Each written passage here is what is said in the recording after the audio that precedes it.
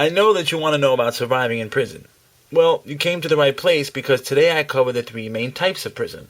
There are maxes, mediums, and minimums, and each have different lifestyles. Let's begin, alright? First, maximum security. Every state has different guidelines that determine your classification status, but a general baseline is 7 years or more. That means if you were to serve 7 years or more, you will probably be going to a maximum security state penitentiary. They also consider the seriousness of the crime. If there was violence involved, a high-profile case, or if the crime was serious in general, you're probably looking at going to a maximum security state correctional facility. But the good news is that the way of life in max jails are different than any other type of facility, in as much as the inmates carry themselves with a much higher degree of respect for one another. The lifers, or long-term bidders, have a way of carrying themselves that can only be described as serious. They are incarcerated longer, and it's possible they all know just how quick things can get ugly. So, considering how dangerous the environment could be, people are clear to show respect for one another, and are all around just respectful of the environment in general. Further, it should be noted that an inmate will cause harm if they are cornered, so since most people don't want any trouble, they make it clear and carry themselves with respect. You're generally provided with more living space in max facilities. You'll usually have your own cell that you could use as a sanctuary to relax with peace of mind. Your cell is going to be your home for the next few years, and as long as you respect other people's boundaries, people will respect yours. And lastly, maximums offer provisions to have your own TV in your cell. You could have your own hot pot for cooking. But since every facility in every state is different, things are always changing. So I recommend that you contact the facility to inquire just what privileges are available. Connect with the package room of the facility and they will provide you with any information on allowable items. Let's take a look at medium security facilities.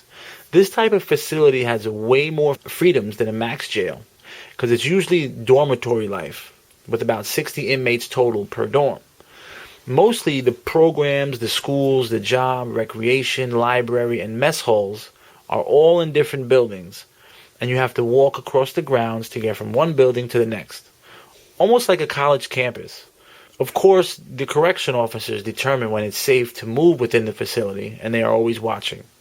The medium security facility is where the majority of prisoners would serve their time, as medium security represents a large portion of the population. But again, this depends on the initial crime, the years of commitment, degree of violence, your program assessment needs, your disciplinary history, and many other factors to be determined by the commissioner of your state.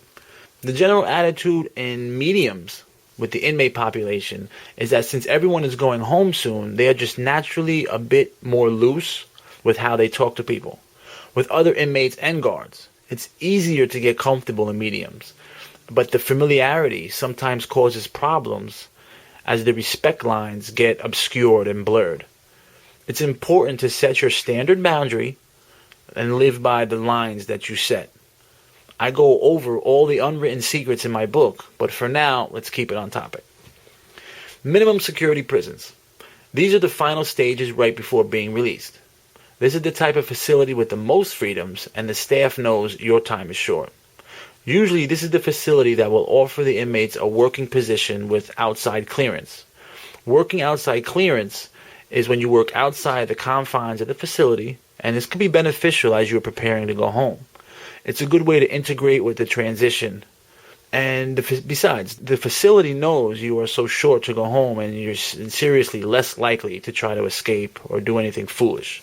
Why would you if you were to go home really soon, right? And they know that, and they use it as leverage, I guess, for cheap labor. Now, I must note the general attitude with the population in minimum camps are the most difficult to tolerate because everyone there is going home soon.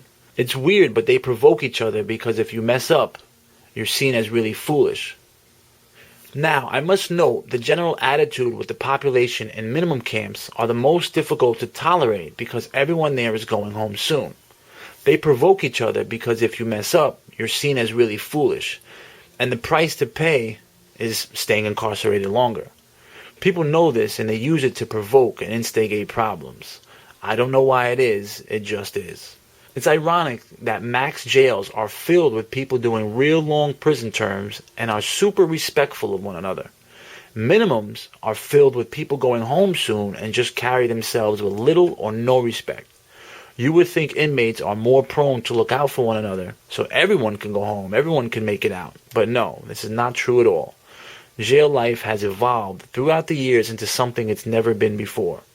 It used to be all inmates work together to get out and help each other to get out. It is definitely not like that anymore. That's just how things evolved.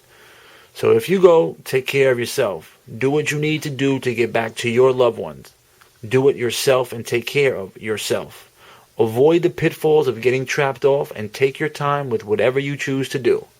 I hope I helped in communicating the 3 different types of security classifications.